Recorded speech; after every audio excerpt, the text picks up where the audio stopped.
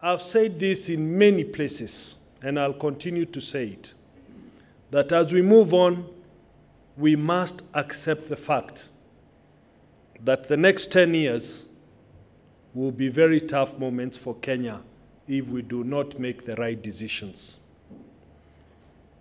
The next 10 years will all not be safe. And will not be safe because we'll not have made the right decisions. We have to think and accept that we are in a very serious situation in terms of a country that wants to grow, that wants to move on, and that if we do not make the right decisions, we'll all be in the same pit, all of us. And nobody, neither you, nor me, nor anybody will be safe. The statistics are very clear. We are at 38% unemployment rate as we speak today. In 10 years, we could easily be 65% unemployment because those kids who are below 18 are now 52% of our population, which means in 10 years, you're going to have another 12 million Kenyans going to the job market.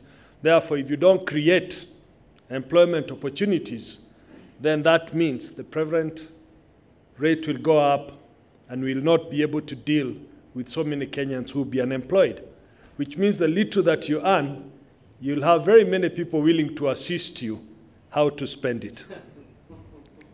The second thing that we must deal with is what everybody says are table issues, food issues. We have serious food insecurity. And again here, you are looking at a population of 41 million not being able to be fed. And in another 10 years, you'll have another 12 million extra Kenyans because we are growing at 1.2 million a year. And that is birth minus death. That is a net figure, which means we'll have to think of 12 million Kenyans who will be coming for food, yet we know we haven't been able to feed the 41 million people. And these two combined together make me feel we have a genuine problem that we need to address. I believe that we will not be able to achieve much in the short term. And I know that the current government has tried to achieve much in the short term.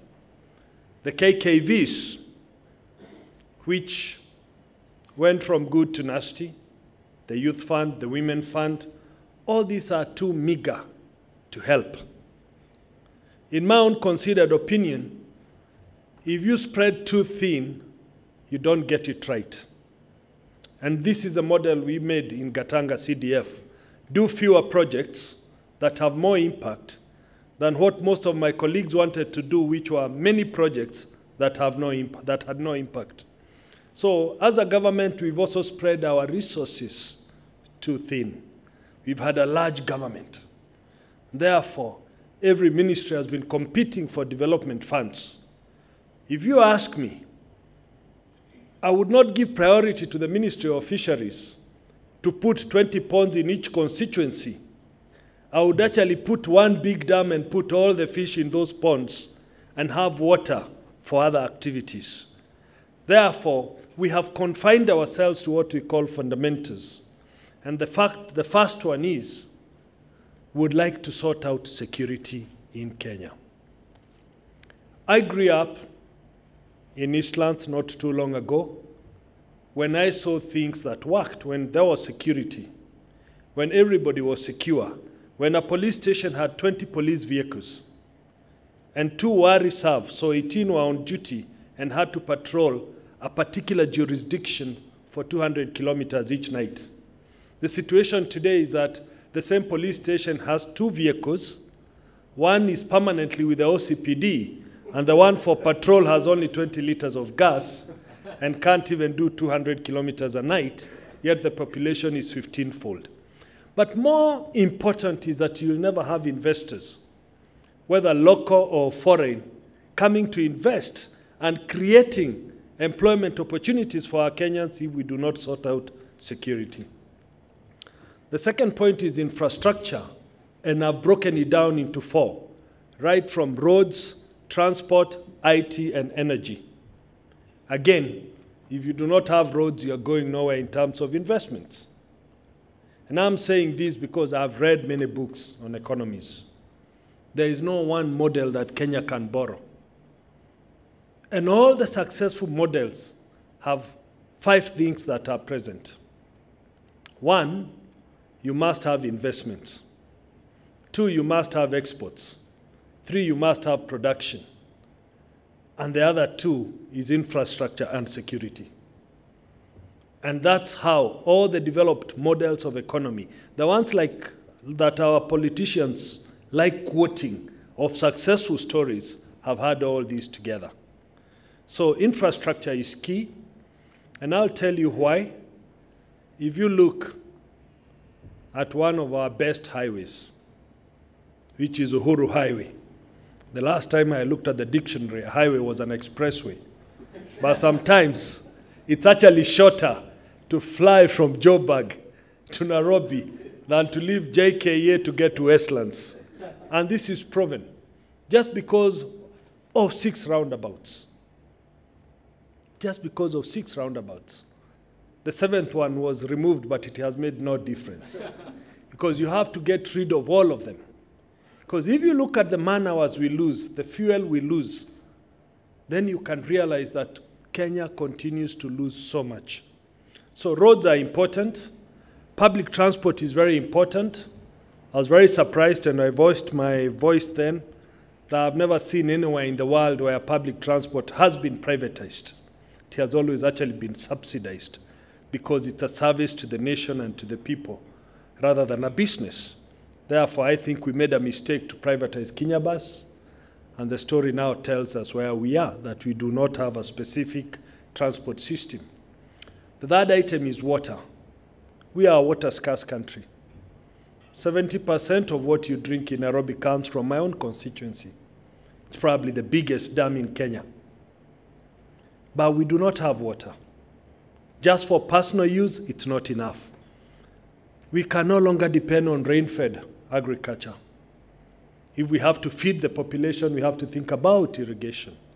Therefore, it's very important that the next government must invest in dams as a way of alleviating the perennial food insecurities. The 4th item is, of course, on healthcare, because every nation will require a very healthy workforce. Again, I grew up at a time when the best hospital was a city council dispensary. And if things got thick, we went into a city council health center. Kenyatta National Hospital was a tourist scene because you had no idea that you ever needed to get there. But that tells you it worked. In Gatanga, we got into a program and said we needed to have a dispensary within every 5 kilometers because we knew our people did not have money. And therefore, we wanted to shorten the burden where they could walk to seek medical attention. We know we can do it. We've said we'd like to develop county hospitals, which are referral hospitals, kind of modeling on what Kenyatta National Hospital is in terms of infrastructure, but also getting equipment, because we now must accept that our population is withering out because of lifestyle diseases. Seen our ladies die of breast cancer. Some of them have no clue they have breast cancer. We've seen our men go down because of prostate cancer. It's only in this country, unfortunately, and I must say it here, where our 2 ministers of health would actually go outside Kenya to seek medical attention, and it is fine. In developed countries, they would have had to step down because those were the ministries that were presiding. They would have had to seek medical attention here, but it hasn't happened. We wish them well. We don't wish them anything, but from a moral point, it just shows the rot which they are presiding and just shows you the inadequacies of the ministries which they are presiding. The 5th one is, of course, education.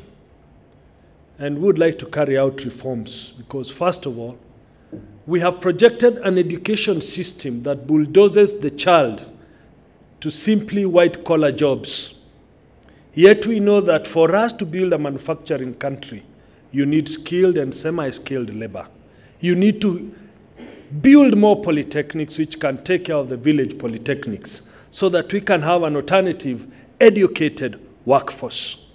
But I'm saying we need to carry out reforms within the education sector because we also want to have courses that suit our needs, courses that will propel the country into the kind of element we want it to be in. Environment, I don't want to say much because it's very key, and we've put it. There is no negotiation on environment. It has to be on sustainable development, where intra-generation and intergeneration can enjoy themselves and feel that we are spending what we have, we are using what we have, bearing in mind that there will be future generations.